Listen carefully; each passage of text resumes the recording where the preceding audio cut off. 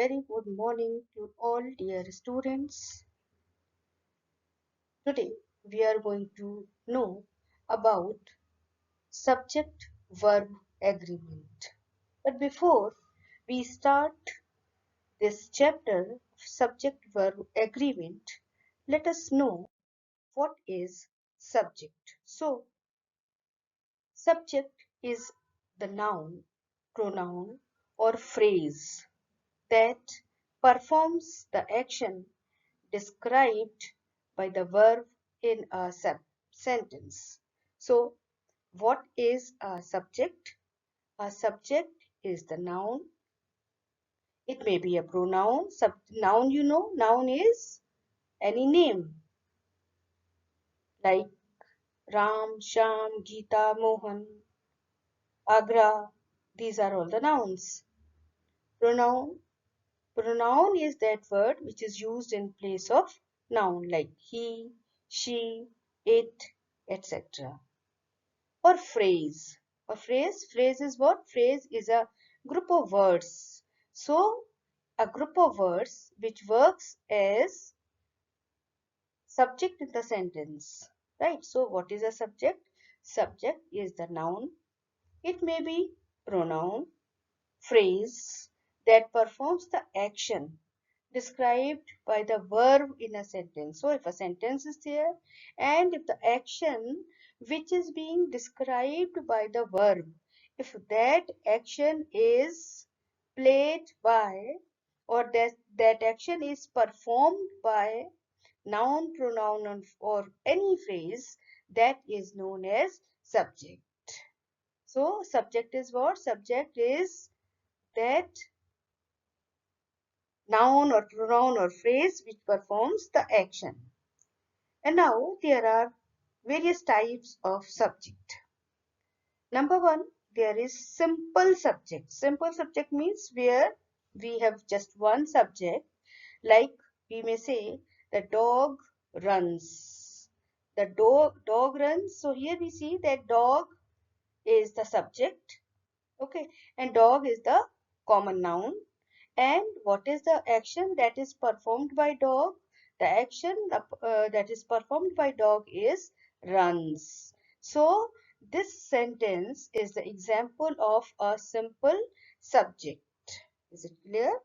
Right. So, now the compound subject. Compound subject when there are two or more than two nouns or names or pronouns which are being used in a sentence and which are performing the same action jointly, right? So here, for example, we see Ramesh and Dinesh are going to the market. In this sentence, you see that we have one is Ramesh and the other is Dinesh. So here there are two nouns. One is Ramesh and the other is Dinesh. And two, when they are joined by and. Okay, so this is called a compound subject. And what is the action? Action is action of going. Going where? To the market. And both these persons, Ramesh and Dinesh, they are jointly doing the same action, that is going to the market. So these Ramesh and Dinesh, they come in the category of compound subject.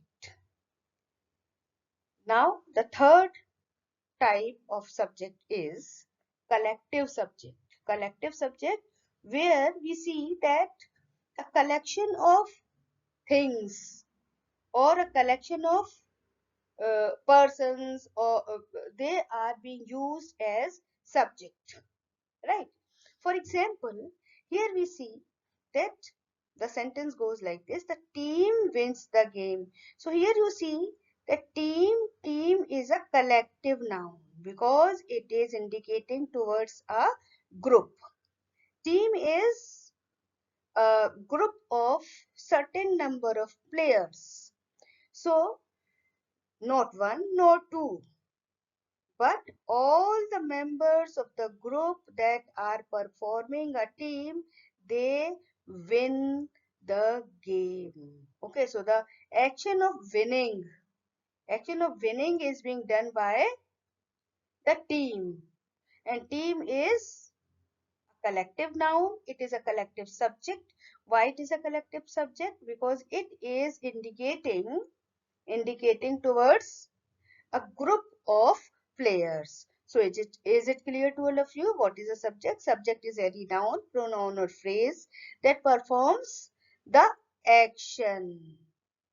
Action, and which action? That action which is described by the verb. So whatever the verb says, whatever action the verb denotes, if the subject is performing, if the noun, pronoun or phrase that is performing the same action, that particular thing is known as a subject. And there are three types of subject. One is simple subject, other is compound subject, the next is collective subject. Right. So now there are certain examples of all these types of subjects. The sun rises in the east. So here you see that the sun is the subject, rises is the verb. Okay, rising is the action that is being done by the sun. Then she eats breakfast every morning. So here pronoun she is the subject and the action which is being done is the action of eating.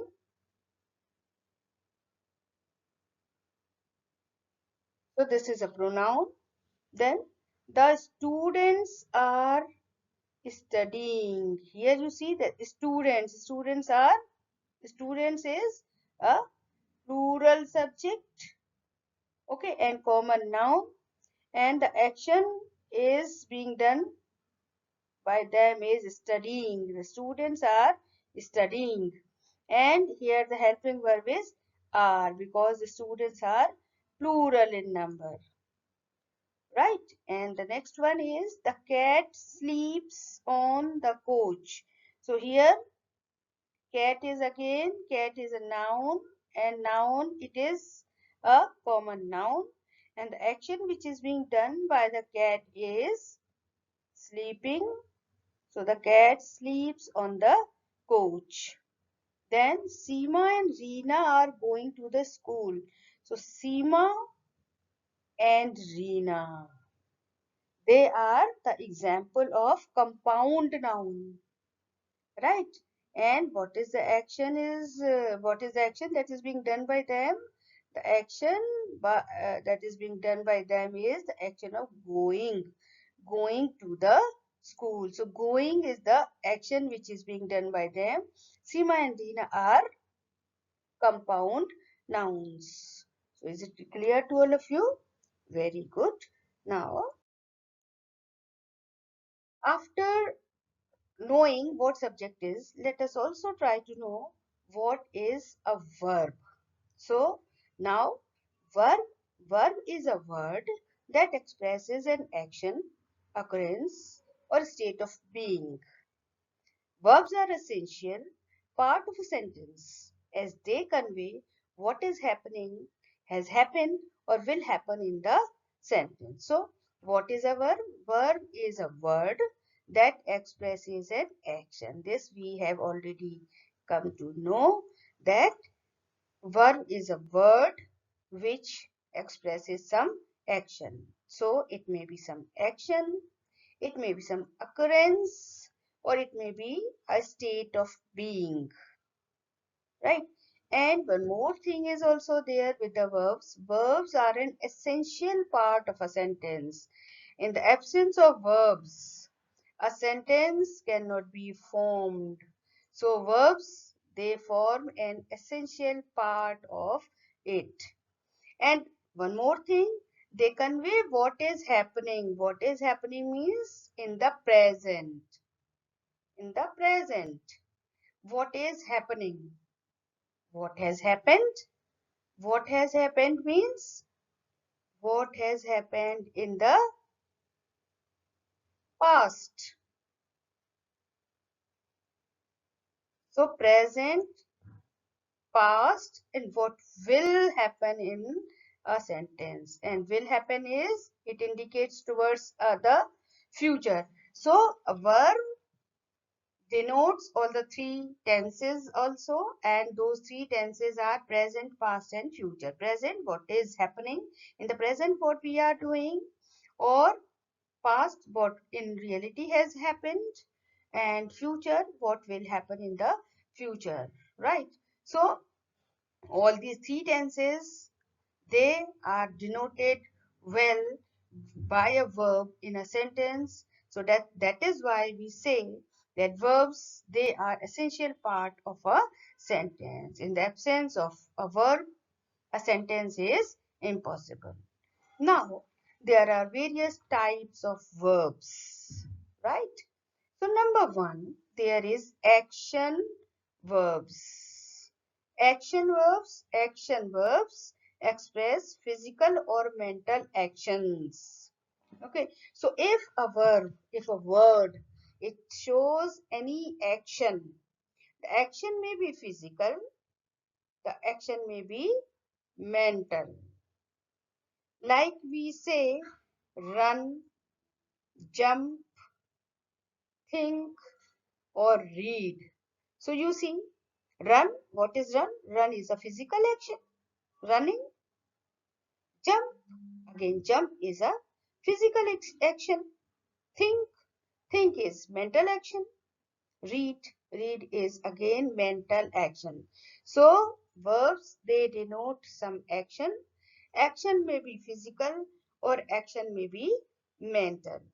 There are certain examples which I have given here.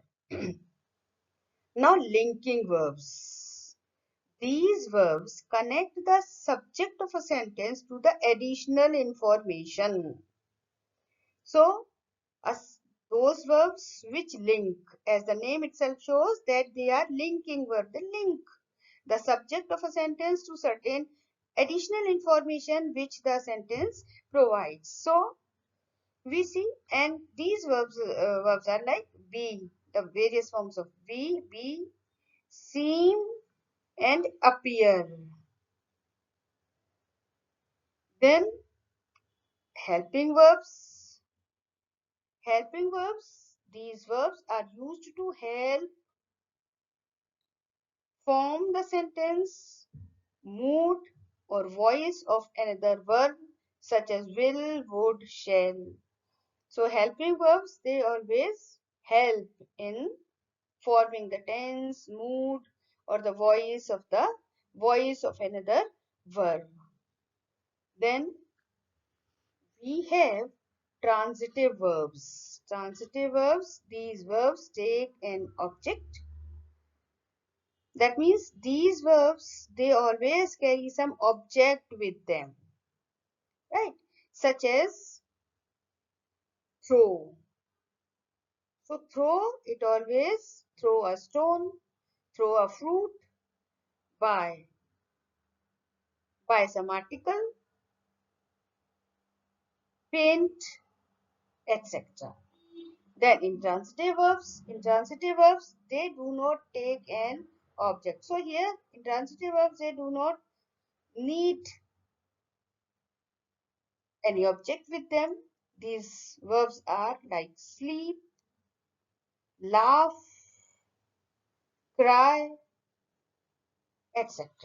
So now in the verb, what we have come to know? We have come to know that a verb is a word that expresses an action. It not only expresses action but also it shows some occurrence or state of being. Verbs are always an essential part of a sentence and they convey what is happening, what has happened, and what will happen. That means they denote present, past, and future tense.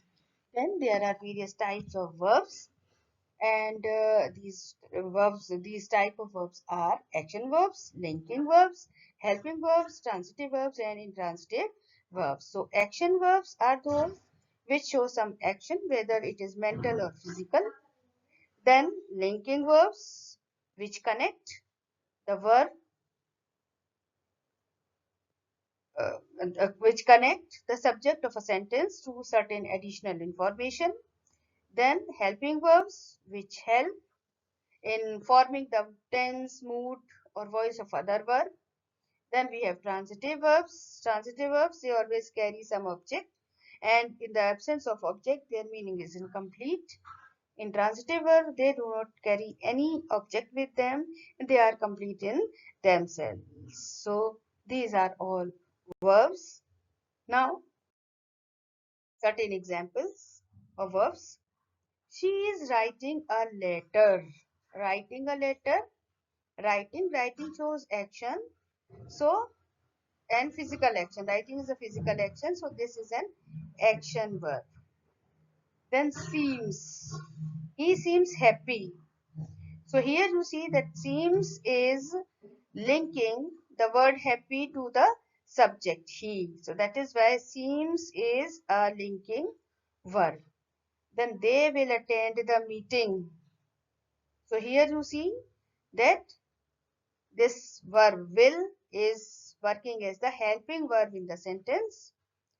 The dog is barking loudly.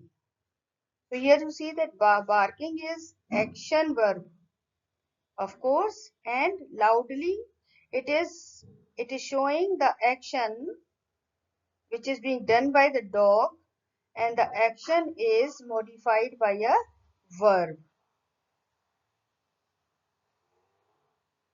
Now main point of our chapter comes subject-verb agreement. So students, you have come to know what is subject, what are its types, what is verb, and what are its types. And there are certain examples also which we have done. And now subject-verb agreement. In a sentence, agreement between the subject and verb, it is very much necessary. In the absence of this agreement, the sentence becomes an incorrect one. So now let us come to know what is subject verb agreement. Subject verb agreement refers to the rule that a subject and its corresponding verb must agree in number, whether it is singular or plural. So what does it say? It says that subject verb agreement refers to what? Refers to that particular basic rule that a subject and its verb, they should they must agree in number. They must agree in number means if the subject is singular, the verb should be singular. If the subject is plural, then the verb should be plural. And now subject verb agreement is essential for clear and grammatically correct writing. Now you see that why this thing is necessary. This is necessary for clear and grammatically correct writing. So if we want to make our sentence grammatically correct, then we have to follow subject verb agreement. There are certain basic rules of it. And the basic rules, number one, a singular subject takes a singular verb. So very simple, very easy. If a subject in a sentence is singular, then of course the verb which it is going to take is singular always. Then number two, a plural subject takes a plural verb. Once again, if the subject is singular, then verb is going to be singular. If the subject is plural, then the verb is going to be plural. Is it clear to all of you? Very good. Now, the third rule. The third rule goes like this. A subject that is a singular noun but refers to multiple items takes a plural verb. Here, there is one rule which refers to a singular subject that is carrying with a plural verb.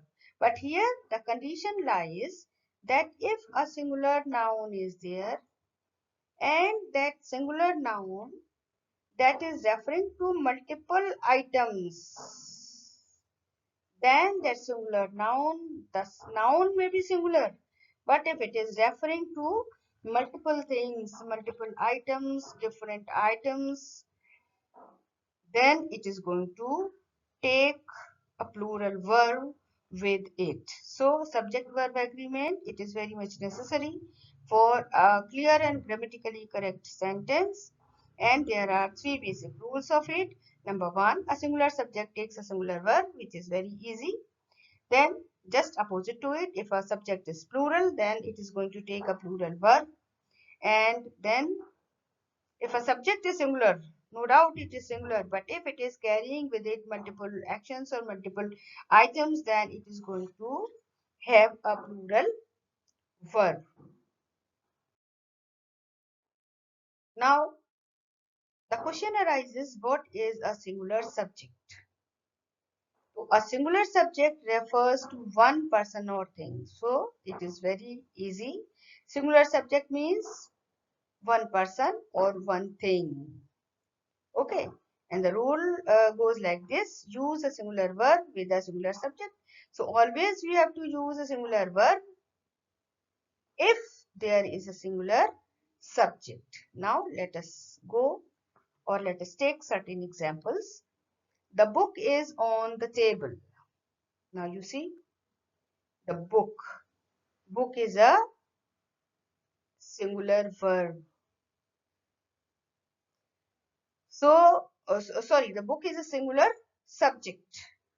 So the verb it is going to take is singular. That is. The book is on the table. We will not say the book are on the table. Okay, we are just going to say the book is on the table. Similarly, the second example, the student is studying. So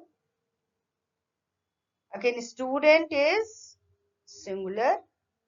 Of course, the verb that is going with it is a singular verb is. The student is studying. We will not say the student are studying. So singular subjects are those which refer to one person or one thing, and its rule goes like this, that you always have to take a singular verb with a singular subject.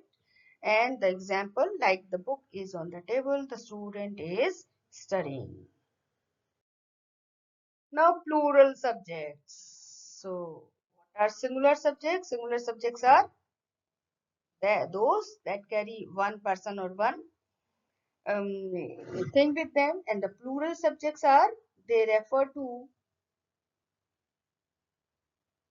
they refer to not one, they refer to more than one, two or more,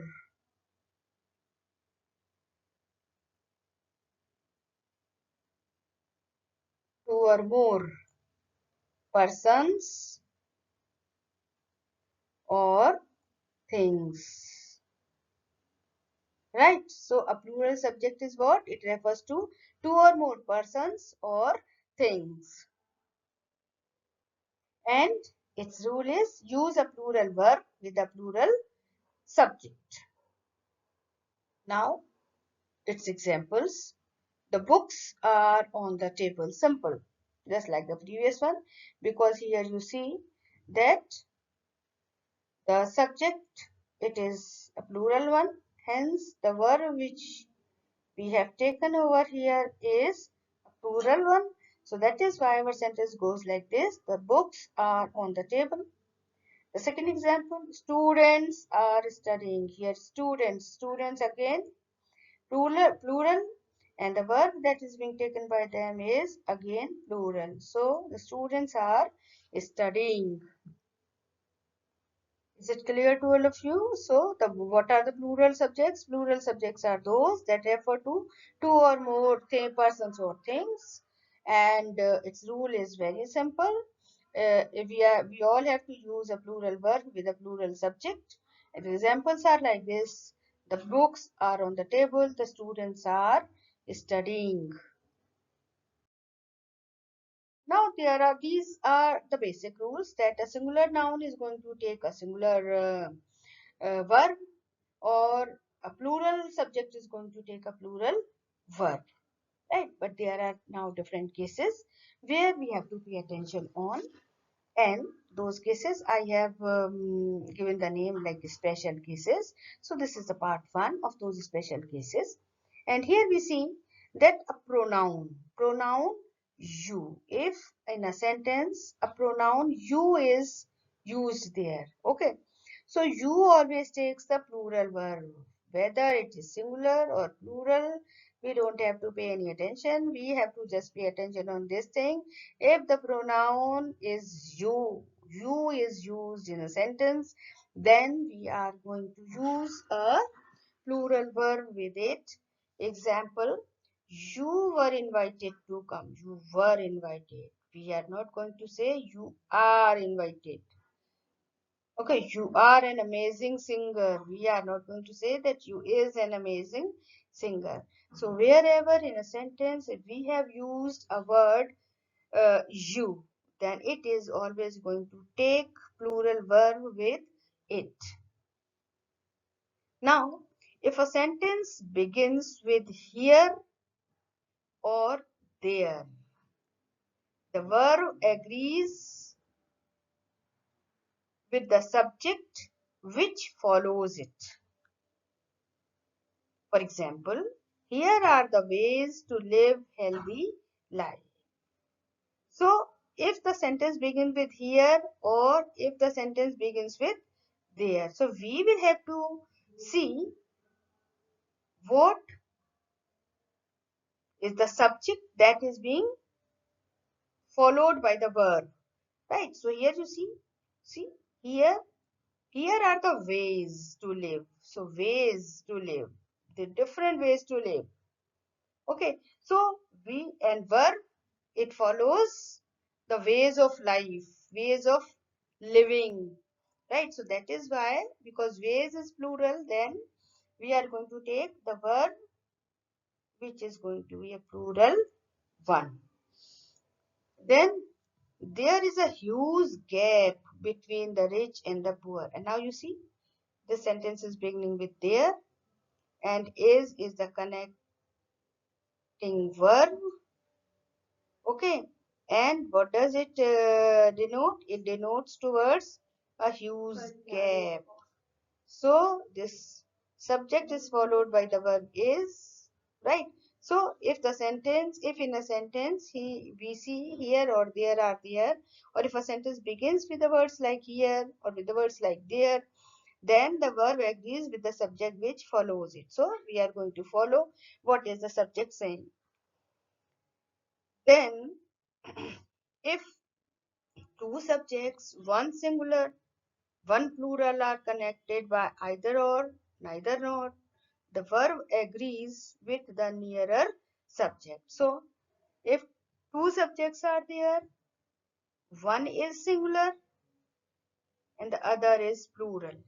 And if these two subjects are connected by either or if they are connected by neither nor, then the verb which agrees in the sentence there is that it agrees with the nearer subject, that which is the nearer one. For example, neither the players nor the coach is joining. Here you see that this is a sentence which is joined by neither nor. And players is a plural subject and coach is a singular subject, right? So that means in this sentence, two subjects are there. One is plural, other is singular. The verb which we have used is H. Why? Because the rule goes like this, that if a sentence which has two subjects, one plural or one singular or vice versa, then and if they are joined by neither nor either or, then it is going to, the verb which is going to be taken or which agrees to the sentence is to the nearer subject. And here you see that coach is the nearer subject. So that is why is going to be the correct one, because it is agreeing with the verb, with the noun coach. Either, next example, either the teacher or the students are attending the class. Now you see, This is a sentence which is joined by either or, right? And two subjects, teacher and the students. Teacher is a singular noun. Students is a plural noun because the rule goes like this, that the verb agrees to what? To the nearer subject. So because the nearer subject is a plural one. That's why here we are going to take plural verb. So if a pronoun you is there, it is always going to take plural verb. If the sentence begins with here or there, then it agrees with the subject which follows it. And next is if sentence is there and the sentence is connected by either or, neither nor, and if two subjects are there, one is a singular one or the other is a plural one, or one is a plural one and other is a singular one, or the situation is the vice versa, then the verb agrees with the nearer subject. Now there are certain other special cases where we may say that collective nouns. Collective noun, I have just told you. Collective noun like team. So team is a group of players. It is a collective noun. What is a collective noun? Collective noun shows a group. Right? So team also shows a group. Family is also a group. And group itself is a group. Okay, so all these are the examples of collective nouns. Collective nouns can take singular or plural verb according to their uses. Here you have to pay attention. So we have to follow both type of verbs, whether a singular verb or the plural verb, as the usage of the collective noun is there in the sentence. Then indefinite, there are certain indefinite pronouns like everyone, someone, nobody. At this kind of indefinite pronouns, indefinite, which indicate towards something which is not definite. Okay, so that is an indefinite pronoun. So indefinite pronouns, they always take singular verbs. This you will have to pay attention to. Then there are certain other pronouns which are indefinite, no doubt. Again, like several, few, both, many, others. They are plural in themselves, hence they carry plural verb. There are several boys in the class. There are few girls in the hall. Both Sita and Geeta are going. Right? So though all these type of pronouns are definite pronouns, but there are certain pronouns like everyone, someone, nobody, they are going to take singular verbs. And there are certain indefinite pronouns like several, few, both, many others, they will take a plural verb. Then compound subjects. Compound subjects like John and Mohan. Here you see one is John and other is Mohan. Both of them are joined by and. So they are forming a compound subject. Right? Again, there is one more example of a compound sentence.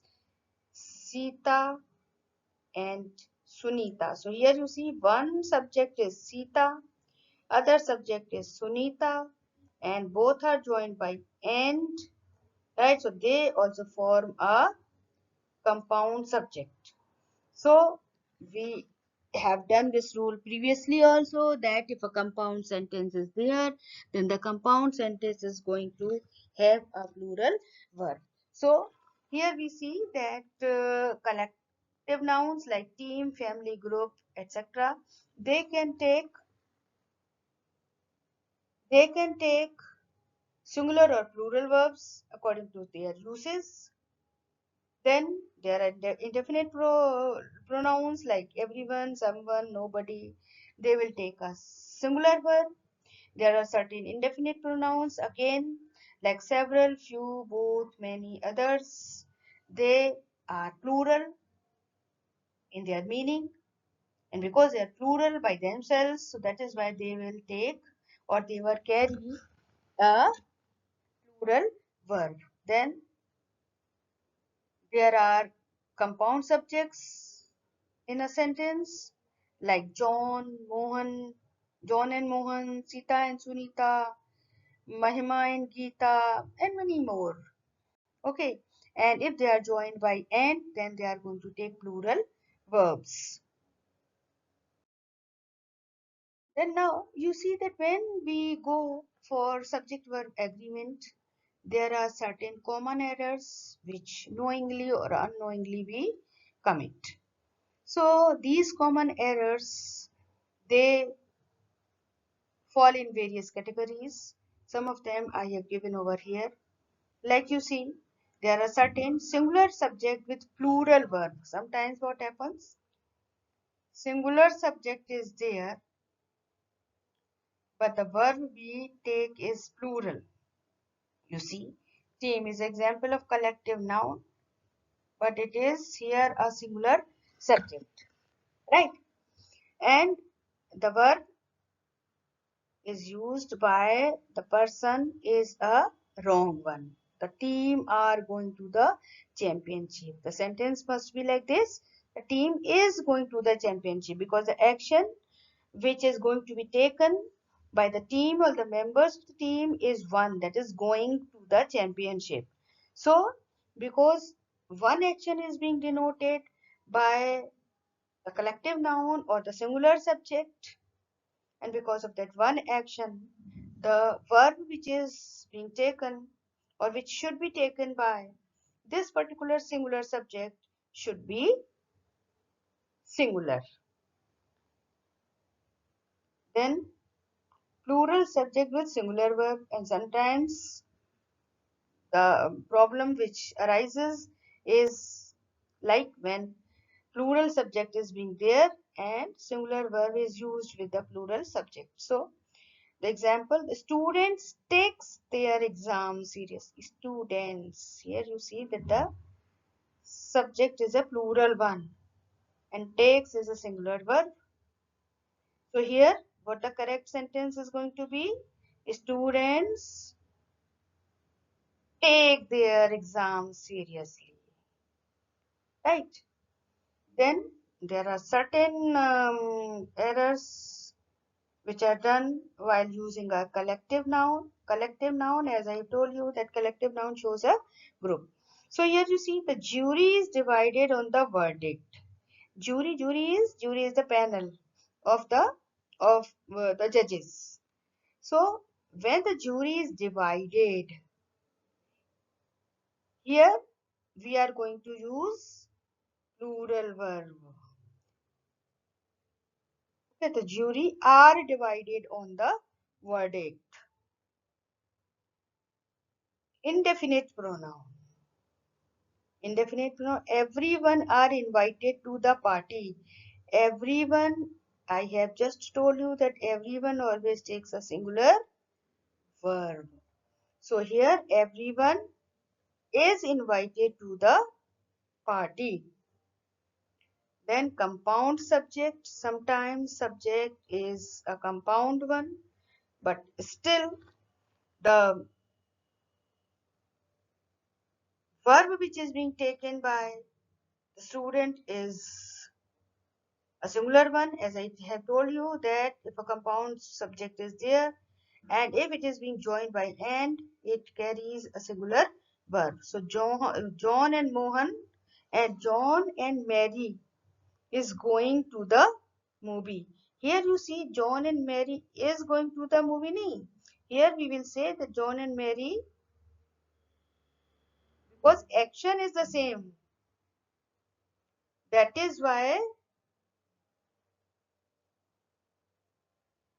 we are going to use over here John and Mary is going to the No, no, no, no, no. They are not going to the movies. They are going to the movie. John and Mary are going to the movies. So here, what we are going to do is are going to the movies.